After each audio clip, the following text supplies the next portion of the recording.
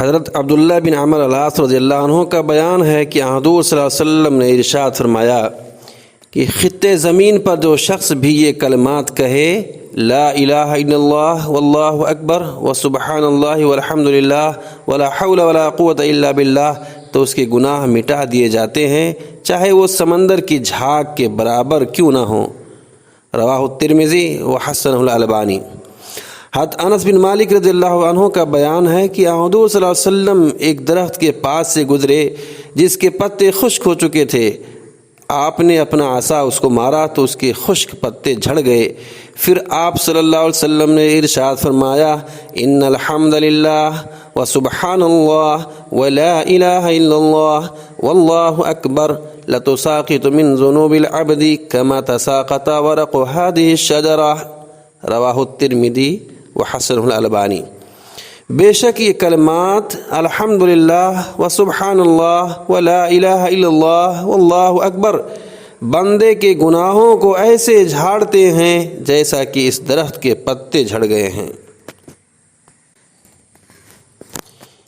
یہ تسبیحات ڈھال ہیں۔ حضرت ابو ہریرہ رضی اللہ عنہ کا بیان ہے کہ نبی کریم صلی اللہ علیہ وسلم نے ارشاد فرمایا خذوا جنتکم، اپنی ڈھال لے لو۔ ہم نے کہا اے اللہ کے رسول، دشمن سے بچاؤ کے لیے ڈھال جو ہمارے سروں پر آ پہنچا ہے؟ آپ صلی اللہ علیہ وسلم نے فرمایا نہیں، جہنم سے بچاؤ کے لیے ڈھال۔ پھر حضور صلی اللہ علیہ وسلم نے فرمایا قولوا سبحان اللہ والحمد للہ ولا الہ الا اللہ واللہ اکبر فإنہن یأتینا یوم القیامت منجیات ومقدمات وہن الباقیات الصالحات۔ تم یہ کلمات پڑھا کرو سبحان اللہ والحمد للہ ولا الہ الا اللہ واللہ اکبر، کیونکہ یہ قیامت کے دن جہنم سے نجات دہندہ اور جنت کی طرف آگے بڑھانے والے ہوں گے، اور یہی کلمات اور باقی رہنے والے اور یہی نیکیاں بھی باقی رہنے والی ہوں گی۔ رواہ الحاکم وصححہ الالبانی فی صحیح الجامع۔ ان کلمات مبارکہ کے ان فوائد کے پیش نظر ہمیں عام طور پر بھی اور خاص طور پر ان مبارک دنوں میں بھی ان کو زیادہ سے زیادہ پڑھنا چاہیے۔ خاص طور پر تکبیرات کا تو اور زیادہ اہتمام کرنا چاہیے، جیسا کہ ابن عمر رضی اللہ عنہ اور حضرت ابو ہریرہ رضی اللہ عنہ کیا کرتے تھے۔ امام بخاری رحمۃ اللہ فرماتے ہیں کہ حضرت ابن عمر رضی اللہ عنہ اور حضرت ابو ہریرہ رضی اللہ عنہ ماہ ذوالحجہ کے ان 10 دنوں میں بازار کو نکل جاتے اور تکبیر کہتے رہتے، پھر دوسرے لوگ بھی ان کی تکبیریں سن کر تکبیرات پڑھتے۔ میرے بھائیوں، ان ایام میں عموماً جہری تکبیریں کہنا اور آواز زیادہ سے زیادہ بلند کرنا مستحب ہے، خصوصاً یوم عرفہ کی نماز فجر سے لے کر 13 ذوالحجہ کی عصر کی نماز تک۔ اس دوران ہر فرض نماز کے بعد جہراً تکبیرات پڑھنے کا اہتمام کرنا چاہیے۔ ان 5 ایام میں فرائض کے بعد تکبیرات کا پڑھنا حضرت عمر رضی اللہ عنہ، حضرت علی رضی اللہ عنہ، حضرت عبداللہ بن عباس رضی اللہ عنہ اور حضرت عبداللہ بن مسعود رضی اللہ عنہ سمیت متعدد صحابہ کرام رضی اللہ عنہم اجمعین سے ثابت ہے۔ تکبیرات کے الفاظ یہ ہیں: اللہ اکبر، اللہ اکبر، لا الہ الا اللہ، واللہ اکبر، اللہ اکبر وللہ الحمد۔ ہاں، یاد رکھیں کہ یہ تکبیرات اجتماعی طور پر نہ پڑھی جائیں، اس لیے کہ یہ نہ تو اللہ کے نبی صلی اللہ علیہ وسلم سے منقول ہے اور نہ سلف صالحین کے عمل سے اس کا ثبوت ملتا ہے، بلکہ اس کا سنت کا طریقہ یہ ہے کہ ہر شخص انفرادی طور پر تکبیرات پڑھے۔ اللہ کے ذکر و اذکار، اس کی حمد و ثنا اور تکبیر و تحلیل تسبیح کے ساتھ ساتھ ہمیں صدقہ بھی کرنا چاہیے۔ صدقہ کرنا بھی ان اعمال صالحہ میں سے ایک ہے جو ان دنوں میں سے مسلمانوں کے لیے مستحب ہیں۔ اللہ تعالیٰ نے صدقہ کا تاکیدی حکم دیتے ہوئے فرمایا ہے یا ایھا الذین آمنوا انفقوا مما رزقناکم من قبل يا أيها الذين آمنوا أنفقوا مما رزقناكم من قبل أن يأتي يوم لا بيع فيه ولا خلة ولا شفاعة والكافرون هم الظالمون. اے ایمان والو، جو ہم نے تمہیں دے رکھا ہے اس میں سے خرچ کرتے رہو، اس سے پہلے کہ وہ دن آئے جس میں نہ تجارت ہے، نہ دوستی اور نہ ہی شفاعت، اور کافر ہی ظالم ہیں. اور نبی صلی اللہ علیہ وسلم نے فرمایا ما نقصت صدقۃ من مال، رواہ مسلم، کسی مال کا صدقہ نکالنا اس مال کو گھٹاتا نہیں. لہٰذا ہمیں خصوصاً ان ایام میں زیادہ سے زیادہ صدقہ کرنا چاہیے. اللہ تعالی ہم سب کو ان تمام اعمال کی توفیق عطا فرمائے. اب ذرا ہم غور کریں، آج قربانی کے لیے ہم تو بہت خوبصورت، تندرست، اچھے، موٹے اور فربا قسم کے بکروں کو خریدنا ترجیح کر دیتے ہیں اور انہیں پسند کرتے ہیں. اچھی بات ہے، ہونا بھی چاہیے. اور اپنی طاقت کے مطابق 10,000، 15,000، 20,000، 30,000، 40,000 تک لوگ عموماً بکروں کی خریداری کرتے ہیں. میرے بھائی، بہت اچھا عمل ہے، بہت اچھا عمل ہے، اللہ قبول فرمائے. لیکن میں کہنا چاہوں گا کہ آج عموماً یہ ہوتا ہے کہ ان ایام میں جہاں بہت سارے کرنے کے ہمارے لیے کام ہیں، ہم ان تمام کاموں کو نظر انداز کرتے ہوئے، ان سے غفلت برتتے ہوئے، جو کہ ہمارے لیے بہت آسان ہے، جیسا کہ ابھی میں نے ذکر و اذکار، تسبیح و تحلیل اور کچھ کلمات کے بارے میں آپ سے بتایا، بہت ہی آسان ہے میرے بھائی، بہت ہی آسان ہے. آپ عادت ڈالیں. کیا ہے، کیا لگتا ہے، نہ ٹائم لگتا ہے، نہ محنت لگتی ہے، کوئی دقت، کوئی پریشانی نہیں. آپ چلتے پھرتے، اٹھتے بیٹھتے، سواری پہ سوار ہوتے، اپنے گھر میں رہتے ہوئے، دکان میں رہتے ہوئے، آپ ان اذکار اور ان کلمات کو بڑی آسانی سے کہہ سکتے ہیں. لیکن ہم محسوس کرتے ہیں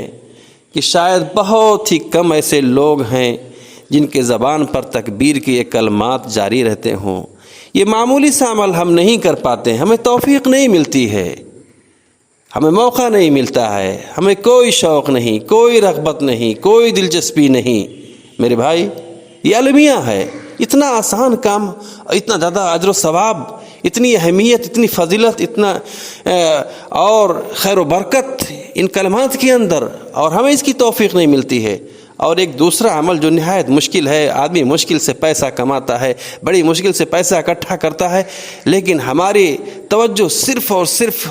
قربانی کے اس جانور پر، ہمارا فوکس، ہماری ساری چیزیں صرف اسی جانور پر. ہم نے جانور خرید لیا اور اس کو اللہ کے راستے میں قربان کر دیا، ہم نے بہت بڑا کار خیر کیا، ہم نے بہت بڑا کام کر لیا. ٹھیک ہے، اچھی بات ہے، اللہ کے راستے میں، اللہ کی رضا کے لیے آپ قربانی پیش کریں، بہت اللہ کو محبوب یہ عمل ہے. لیکن میں کہوں گا کہ آپ اتنا بڑا عمل اتنے آسانی سے کر لیتے ہیں. میں آپ کے عمل کے بارے میں نہیں کچھ کہہ سکتا، یہ آپ کی نیت کا معاملہ ہے، آپ بہتر جانتے ہیں، اور آپ کا اللہ تو بہتر جانتا ہے، میں اس کے بارے میں کچھ سوچ بھی نہیں سکتا. لیکن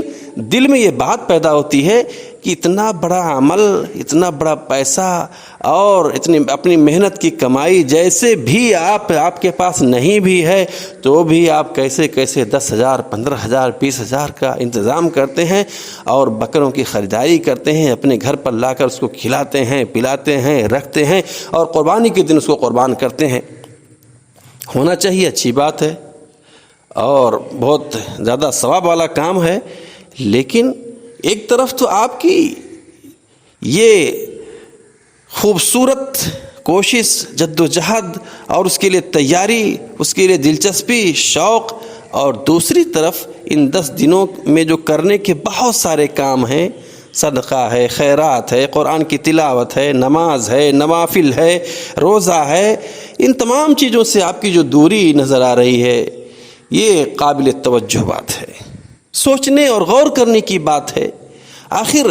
ہمیں کیوں توفیق نہیں ملتی ہے کہ ہم زیادہ قرآن کی تلاوت کریں؟ ہمیں کیوں توفیق نہیں حاصل ہوتی ہے کہ ہم سبحان اللہ والحمدللہ لا الہ الا اللہ واللہ اکبر کے کلمات کو اپنی زبان پر جاری رکھیں، ہمارے گھروں میں تکبیر کے کلمات گونجیں، ہماری دکانوں میں تکبیر کے کلمات گونجیں، ہم راستے میں چل رہے ہوں ہماری زبان پر تکبیر کی یہ کلمات ہماری زبان سے جاری ہوں، ہم نماز سے فارغ ہوتے ہیں، نماز کے بعد ہمیں توفیق نہیں ملتی کہ تکبیر کے ان کلمات کو اپنی زبان پر لائیں، یہ المیہ ہے، یہ افسوس ہے، اور بہت ساری چیزیں اس سے ہمیں سمجھ میں آتی ہیں کہ حقیقت میں ہمارا دل اور ہماری چاہت، اللہ سے ہماری محبت کہاں تک ہے۔ آپ ذرا غور کریں، آج کل برسات کے موسم، اور آپ جب اپنے گھروں سے باہر نکلتے ہوں گے، میدان کے اندر، کھیتیوں کے اندر جب آپ جاتے ہوں گے، تو یقیناً جن لوگوں نے کھیتیاں لگائی ہیں، جن لوگوں نے بیٹھونی کی ہے، اپنے کھیتوں کو زرخیز بنایا ہے، آج ان کے کھیت ہرے بھرے ہیں، خوبصورت منظر پیش کر رہے ہیں جس کو دیکھ کر کے ہر کسی کی طبیعت خوش ہو جاتی ہے۔ اور وہیں بعض جگہ آپ کو ایسی بھی زمینیں ملی ہوں گی، نظر آتی ہوں گی کہ جو زمین اتنی بارش ہونے کے باوجود بھی بنجر ہے، گھاس پھوس ہے، وہ کاشت کے قابل نہیں۔ اب بتاؤ، آخر جس نے محنت کی، جس نے برسات کے اس موسم کا فائدہ اٹھایا، جس نے بارش کے پانی کو اپنے فائدے کے لیے استعمال کیا، آج اس کی کھیت اور آج اس کے کھیت میں جو کاشتکاری ہے وہ یقیناً لہلہا رہے ہیں۔ لیکن وہیں ایک دوسرا شخص، اس کو کوئی مطلب نہیں برسات کے اس موسم سے، بارش کے ان پانی سے، وہ اپنے گھروں میں آرام کرتا رہا، اس کو توفیق نہیں ملی کہ اپنے کھیتی کو وہ کاشتکاری کے قابل بنائے، اس میں بیج ڈالے اور اس میں کھاد ڈالے، اس کی نگہبانی کرے، اس کی جتائی کرے، اس میں بیٹھونی کرائے۔ آج کیا ہے؟ آج اس کی کھیتی جہاں کی جیسے کہ تیسے ویسے پڑی ہوئی ہے،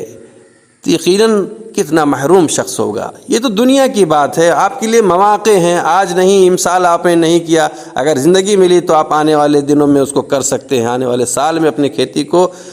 سبزہ زار اور اس کو ہرے بھرے اور اس کو کاشت کے قابل بنا سکتے ہیں، اس سے بالیاں حاصل کر سکتے ہیں، اس سے فائدہ اٹھا سکتے ہیں۔ لیکن میرے بھائیوں، یہ جو وقت گزر رہا ہے، یہ وقت گزر رہا ہے، ہمیں پتہ نہیں کہ آنے والا وقت ہمیں ملے، آنے والے قربانی کی ایام ہمیں ملے یا نہ ملیں، اور پھر ایسا نہ ہو کہ اس سے پہلے ہماری موت آ جائے، زندگی ہم سے جدا ہو جائے، اس کے بعد جب ہم اللہ رب العالمین کے ہاں پہنچیں گے تو ہمارے نام اعمال میں جو نیکیاں ہونی چاہیے، نیکی کا ترازو، جو اس کا پلڑا، جو وزن ہونا چاہیے، جب آج ہم نہیں کریں گے، چونکہ الدنیا مزرعۃ الآخرہ، دنیا آخرت کی کھیتی ہے، اگر آج ہم نے آخرت کی کھیتی پر توجہ نہیں دی، آج ہم نے محنت نہیں کی، ہم نے نمازیں ادا نہیں کی، ہم نے نوافل ادا نہیں کی، ہم نے قرآن کی تلاوت نہیں کی، قربانی کی یہ خوبصورت مبارک ایام ہمیں ملے ہیں،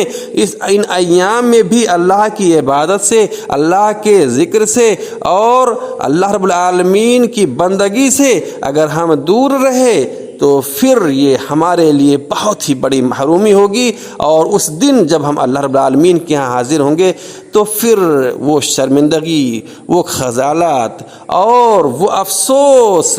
اس سے کوئی فائدہ ہمیں نہیں ملے گا۔ وہاں پھر ہمارے پاس یہ موقع نہیں ہوگا کہ ہم کو دوبارہ موقع مل جاتا، تو پھر ہم سے جو چوک ہوئی ہے، ہم سے جو کسر باقی رہ گیا، ہم اس کو مکمل کر لیں۔ میرے بھائیوں، آج وقت ہے، صحت ہے، آپ ان وقت اور صحت کو غنیمت سمجھیں اور ان سے زیادہ اللہ رب العالمین کی عبادت میں اللہ رب العالمین کی رضا اور خوشنودی کے لیے کام کریں۔ اللہ رب العالمین خیر کے کاموں کی طرف ہماری رہنمائی فرمائے اور ہمیں زیادہ سے زیادہ